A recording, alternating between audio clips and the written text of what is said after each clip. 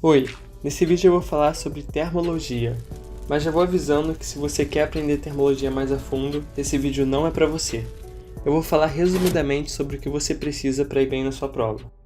Aproximadamente há 500 mil anos atrás, o Homo erectus descobriu que se eles fizessem fricção entre duas pedras, eles conseguiam produzir faíscas, e com isso dominar o fogo. Desde então, o ser humano continuou explorando coisas que eles conseguiam fazer com a mudança de temperatura, e assim se deu origem à termologia. Para entender melhor o que é falado na termologia, nós temos que entender a diferença entre temperatura e calor. Temperatura é simplesmente a agitação das moléculas que constituem um corpo. Ou seja, quanto maior a agitação das partículas, o corpo vai ser mais quente, e se a agitação for menor, o corpo vai ser mais frio. A temperatura do corpo é diretamente proporcional à agitação das moléculas. Já o calor é uma forma de energia. Quando dois corpos de temperatura diferentes se encontram, energia térmica é transferida, e essa energia é chamada de calor. É importante notar que o calor sempre vai do corpo de maior temperatura para o corpo de menor temperatura, até que os corpos se encontrem em equilíbrio térmico, ou seja, estejam na mesma temperatura. A frase "tá calor" não é tecnicamente correta, porque quando a gente fala isso, nós estamos nos referindo ao aumento de temperatura. Mas, por favor, não seja a pessoa que fala aumento de temperatura em vez de calor, isso seria bem estranho. O cobertor, por exemplo, nos ajuda a prender o nosso calor. Como a nossa temperatura interna é de aproximadamente 36 graus, nós estamos constantemente perdendo calor para o ambiente. Logo, o cobertor nos ajuda a manter esse ar quente preso. Ou quando você coloca a mão no gelo, você sente frio porque sua mão está perdendo calor para o gelo. Para nós entendermos melhor o equilíbrio térmico entre corpos, nós precisamos da Lei Zero da termodinâmica. Essa lei diz que todos os corpos tendem a trocar calor até atingirem o equilíbrio térmico. Mas não se enganem, o equilíbrio térmico não vai ser a média entre as temperaturas dos corpos. O equilíbrio varia de acordo com o tamanho do objeto, o material que ele é feito, entre muitas outras coisas. Você vai saber que um sistema se encontra em equilíbrio térmico quando todos os corpos possuírem a mesma temperatura. Agora vamos falar de escala termométrica e como criar uma. As escalas termométricas são usadas para medir a temperatura. A escala termométrica usada no Brasil é a escala centígrada, que usa os graus Celsius para medir a temperatura. E para criar uma escala também é bem simples. Primeiro, nós temos que entender como a temperatura é medida, e para isso são usadas grandezas termométricas. Grandeza termométrica é alguma coisa que vai variar, de preferência linearmente, com a variação de temperatura. A mais usada por termômetros, normalmente, é o comprimento de uma coluna de mercúrio. Quando a temperatura aumenta, o mercúrio dilata, assim subindo na coluna. Mas também existem outras maneiras de medir a temperatura, como a pressão exercida por um gás ou até resistência elétrica. Então, para construir sua própria escala termométrica, você primeiro precisa decidir a grandeza termométrica que você vai usar para montar seu dispositivo, ou termômetro. Depois de decidir a grandeza termométrica, nesse caso nós vamos usar a coluna de mercúrio. Nós temos que botar o aparelho em contato com nossa referência. Mas o que vai ser a nossa referência? Pode ser o que você quiser. Por exemplo, a temperatura que fez no Natal, ou até a temperatura da água da pia.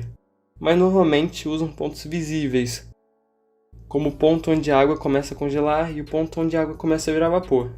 Se adicionarmos gelo à água, até eles atingirem equilíbrio térmico, e marcarmos um tracinho onde o mercúrio é alcançado no nosso medidor, e chamar esse nível de ponto zero, e fazer a mesma coisa quando a água atingir equilíbrio térmico com vapor, chamando de ponto 100, nós criamos nossa escala termométrica.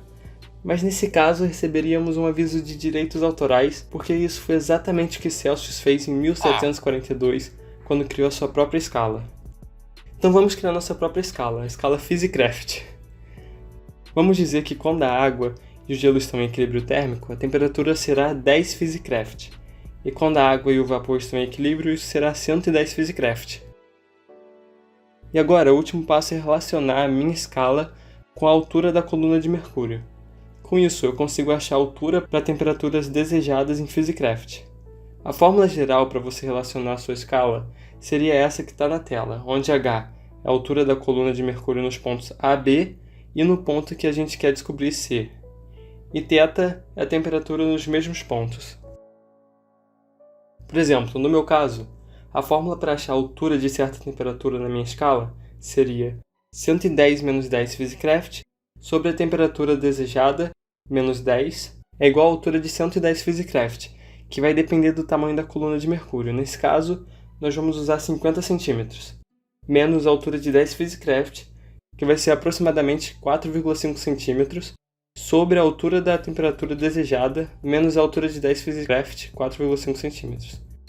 Resolvendo essa equação, a gente tem que a altura da coluna de mercúrio na temperatura desejada vai ser igual a 45,5 vezes a temperatura desejada menos 5 sobre 100.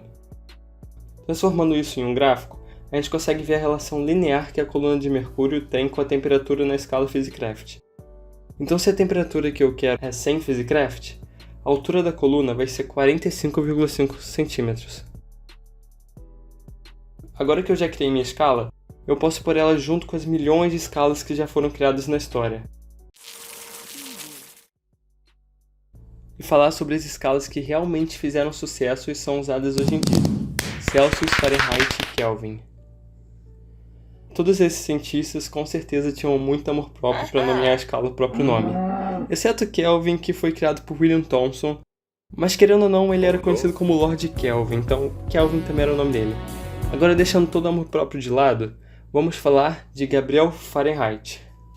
Em 1727, esse homem decidiu fazer uma mistura com um pouquinho de água, gelo e sal, mas dizem que nem ele sabia a quantidade de sal que ele botou ali. Com essa mistura, ele marcou a temperatura zero de sua escala. E ele usou a temperatura normal do corpo humano, que em graus Celsius a gente sabe que é 36 graus, como a outra referência, dando ela 96 graus Fahrenheit. Sim, ele escolheu 96 em vez de 100. Ele realmente não queria que usassem a escala dele. Apesar dessa tentativa absurda de deixar sua própria escala mais complicada, 3 países ainda usam Fahrenheit, incluindo Estados Unidos, Birmania e Libéria. Eu acho até que a escala PhysiCraft seria mais fácil de usar. Alguns anos depois, em 1742, um homem chamado Anders Celsius percebeu a esquisitice que Fahrenheit fez e decidiu criar uma escala termométrica que fizesse mais sentido. Assim ele criou a escala centígrada, usando o ponto onde a água vira gelo para 0 graus Celsius e onde a água vira vapor para 100 graus Celsius, exatamente como a gente fez criando a escala PhysiCraft. Por isso ficou tão popular no mundo, porque são 2 pontos muito usados no nosso cotidiano e a maioria das temperaturas que a gente mede estão entre ou pelo menos próximas desses 2 pontos. A escala de Celsius é a mais popular no mundo, sendo utilizada em 190 países. Mais de 100 anos depois, em 1864, um engenheiro chamado William Thomson decidiu criar a escala que fizesse mais sentido para os cientistas. Usando a escala centígrada como referência, ele fez uma série de experimentos para descobrir quando todas as moléculas, átomos e elétrons entrariam em perfeito estado de repouso, sem qualquer energia cinética, nenhuma vibração. E descobriu que isso acontece a menos 273,15 graus Celsius. E decidiu chamar esse ponto de 0 Kelvin. 0 Kelvin também é conhecido como zero absoluto, praticamente uma temperatura impossível de atingir. Nessa temperatura, ou até bem próximo dessa temperatura, as leis da física mudariam de comportamento. Gases conhecidos como hélio e hidrogênio se tornariam sólido, e alguns cientistas acreditam até que a massa de objetos deixariam de existir. Enfim, você entendeu, seria um caos completo. Lembrando que a escala Kelvin é a unidade do sistema internacional, ou seja, na maioria das equações você vai ter que usar a temperatura em Kelvin. E para isso você provavelmente vai ter que converter Celsius para Kelvin muitas vezes. E isso serve de gancho para o próximo tópico. Relação entre escalas. Sim, existem outras maneiras de converter escalas termométricas, além de fazer isso pelo Google. Na verdade é bem simples. Para converter de Celsius para Kelvin, você simplesmente adiciona 273,15. Por exemplo, se eu tenho 20 graus Celsius e quero saber isso em Kelvin, eu somo 20 mais 273, que vai ser igual a 293 Kelvin. E para converter de Kelvin para Celsius, é só diminuir 273 em vez de somar. É bem provável que você tenha que fazer isso pelo menos uma vez, já que essa conversão é bem simples e muito comum em provas. Agora de Celsius para Fahrenheit não é tão fácil quanto de Celsius para Kelvin, mas ainda é bem simples. A equação de conversão vai ser temperatura em graus Celsius sobre 5 é igual a temperatura em graus Fahrenheit menos 32 sobre 9. Então se eu quiser achar 40 graus Fahrenheit em Celsius, eu substituo a temperatura em Fahrenheit por 40.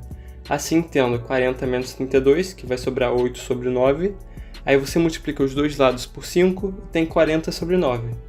Isso é aproximadamente igual a 4,4 graus Celsius. E para converter uma temperatura de Celsius para Fahrenheit, é só você substituir a temperatura em Celsius na fórmula. É bem provável que você tenha que converter de Fahrenheit para Kelvin ou vice-versa. Agora vamos falar sobre relação entre variações de temperatura. Uma variação de temperatura de 25 graus Celsius seria quanto em Kelvin ou Fahrenheit?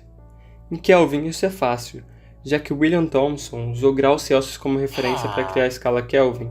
Os dois possuem uma relação linear. Em outras palavras, a variação da escala Celsius vai ser igual à variação da escala Kelvin. Por exemplo, se houver uma variação de 25 graus Celsius, também vai ser uma variação de 25 Kelvin. Se for de menos 10 graus Celsius, também vai ser de menos 10 Kelvin, assim em diante. No caso de Fahrenheit é um pouco diferente. Apesar de ser possível converter todos os números de Celsius para Fahrenheit e depois achar a variação, essa maneira seria bem mais demorada e complicada. E como eu estou aqui para facilitar a tua vida, você pode usar a fórmula variação em Fahrenheit é igual a 1,8 vezes variação em Celsius. Isso é a mesma coisa que variação de Fahrenheit sobre 9 e variação de Celsius sobre 5. Mas para diferenciar um pouco da fórmula de conversão, é mais fácil multiplicar por 1,8 mesmo. Por exemplo, a variação de 20 graus Celsius vai ser igual à variação de 1,8 vezes 20 graus Fahrenheit, que vai ser igual a 36 graus Fahrenheit. E esse foi o vídeo, espero ter ajudado. E se você quiser aprender mais sobre termologia, assista meu próximo vídeo sobre dilatação. Obrigado, tchau!